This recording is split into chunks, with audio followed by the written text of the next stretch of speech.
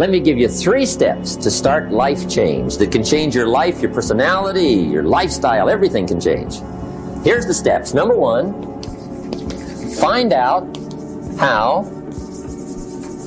things work. The first key to doing better is find out. To change your life, really, you need ideas. There isn't anything an idea can't change. And Schultz taught me the major problem is lack of an idea, not a problem. At first I didn't have any money. I said to Mr. Schultz, I don't have any money. He said, that's not a problem. Now see, up until then I always thought it was. Right? I was confused. He said, no, the problem is lack of an idea on how to create money and wealth. It isn't lack of money, it's lack of ideas. So if you get the ideas, see, you can change anything. Now to get ideas, you need a constant study of finding out. Now Schultz also said, when you find out something that works, put the information in your journal. Don't use your head for a filing cabinet.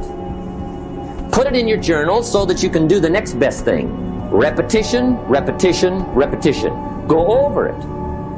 And if you repeat it, go over it, sure enough, someday, some mysterious day, the idea takes root, starts to grow, and shows up in your bank account, and your dress, and your personality, and your lifestyle. But capture the ideas in your journal. Find out how things work. Schultz gave me this word for my life change. He said, study. Great word. If you wish to be successful, study success. If you wish to be happy, study happiness. If you wish to be wealthy, study wealth. Don't leave it to chance.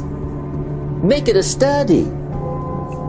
Some people just go through the day with their fingers crossed. See, that won't do it. You've got to study the things that can change your economic, social, spiritual, personal life. Now here's a qualifying phrase, and we'll have several of these qualifying phrases throughout the seminar. Here's the first one. You may not be able to do all you find out. I understand that. You may not be able to do all you find out, but you should find out all you can do. See, you don't want to wind up at the end of your life and discover that you've lived only 1/10 of it, and the other 9/10 went down the drain. Not for lack of opportunity, for lack of information. So that's number 1, find out how things work. Now here's the best human virtue for finding out, curiosity. Make a note of that. Curiosity. Be curious. You might add a word to it that'll help. Childish curiosity.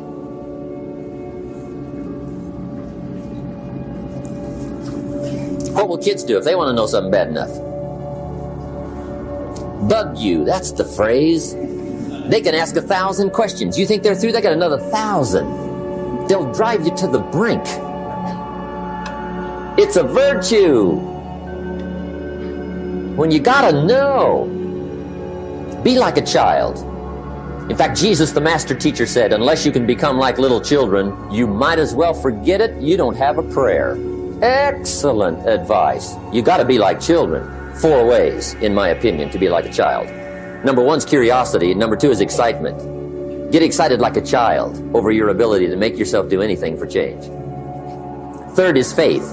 Have faith like a child. Adults are too skeptical. And 4th is trust. Trust is a childish virtue, but the rewards are incredible. Now here's the 2nd step to personal development. Okay, number 1 was find out how things work. Here's number 2. Go to work.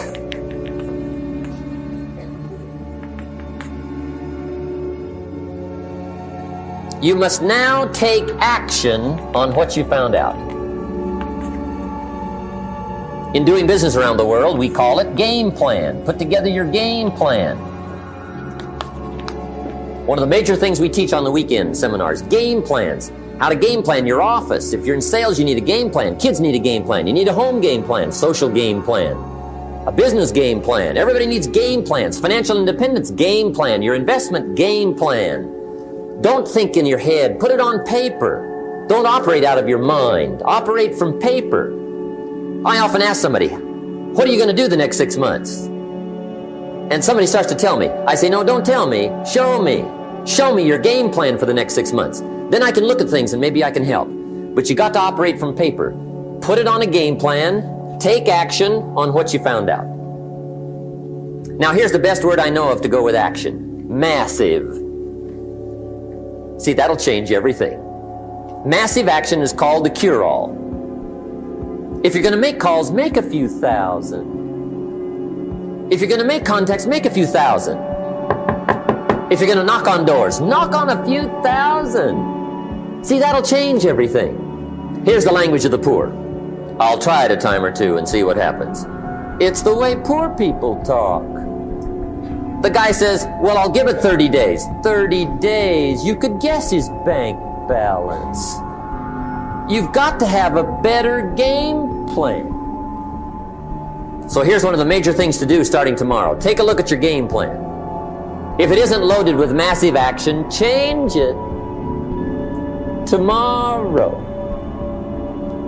Action. The formula really works like this. Pick up a good idea, take heavy action.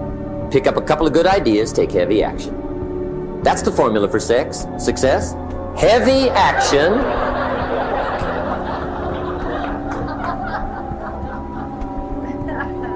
It's a good thing we can edit all this, right? The formula for success, take heavy action on a good idea, right? That's the ratio. Now here's the key. Don't wait till you've learned 2,000 or 3,000 things. Because that way you'll use up all the time. And you could wind up smart and broke. And hey, it's okay to be dumb and broke. But if a guy's smart and broke, that's pitiful. Don't let your learning lead to knowledge. You'll become a fool. Let your learning lead to action. You can become wealthy. And there's many kinds of wealth, I understand that, not just money. Money's one of the least of all values. I know some people with a lot of money that are very poor. Evita sings, as for fortune and as for fame, they are illusions.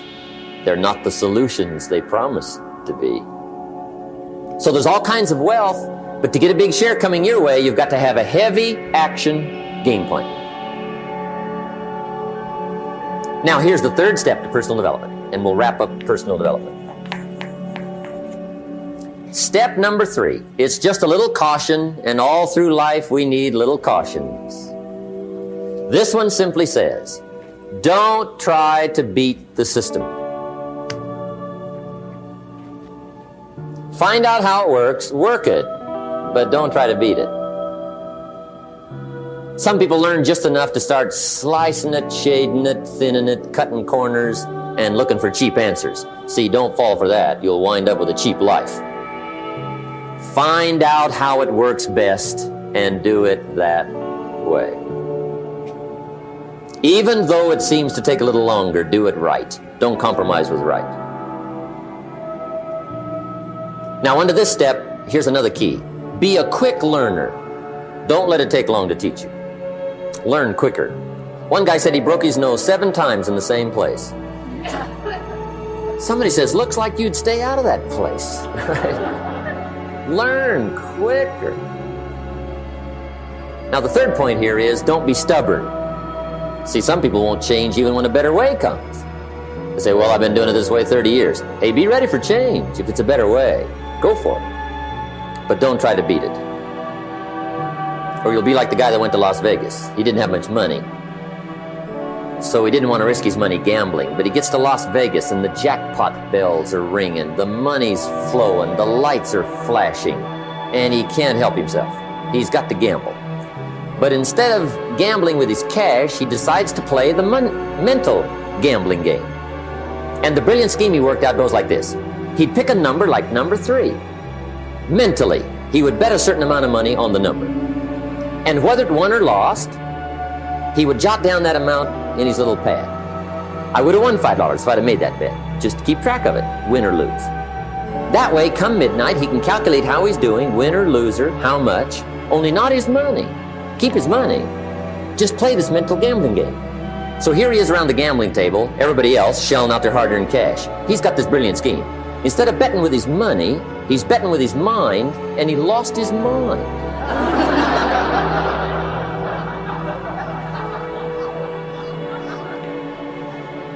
Which means don't try to beat the system, I guess.